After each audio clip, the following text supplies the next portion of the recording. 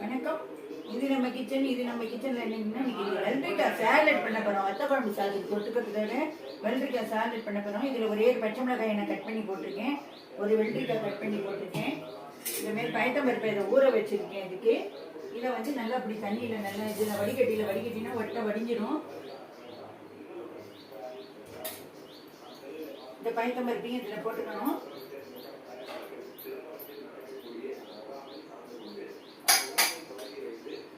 இந்த மாதிரி பயத்தம்பருப்பையும் இதில் போட்டுக்கணும்.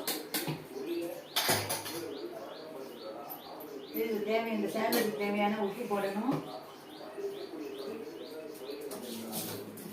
இப்போ இதை வந்து கடுகு தாளிக்கணும். இதுக்கு குக்கிங் ஆயில், சன்ஃப்ளவர் ஆயில், எந்த எண்ணெய் வேணாலும் விட்டுக்கலாம். நான் செக்கு எண்ணெய் விட்டுருக்கேன். விட்டுட்டு இது கடுகு மட்டும் தாளிச்சா போதும். ஒரு 2 கருவேப்பிலை, இது வரிபடணும்.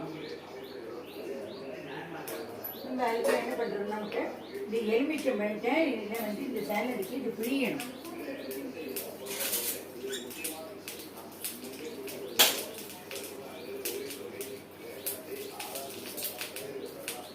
போடுறதுக்கு ஒரு எலுமிச்சை பழம் போதும். இதில் பயத்தம்பருப்பு ஊற வச்ச பயத்தம்பருப்பு போட்டோம், எலுமிச்சை பழம் முடிஞ்சோம், வெள்ளரிக்காய் நறுக்கி போட்டோம், பச்சை மிளகாயை போட்டோம், தேவையான உப்பை போட்டோம். இப்போ கருவேப்பிலை தாளிச்சு எடுக்கணும். இந்த தாளிச்சதை இதில் போட்டோம். இது ரிச் புரோட்டீன், ஃபைபர் ரெண்டும் இதில் இருக்குது. இந்த சேலட் நீங்களே செஞ்சு பாருங்க. இது நல்ல வத்த குழம்பு சாதத்துக்கு தொட்டுக்கலாம். நன்றி, வணக்கம்.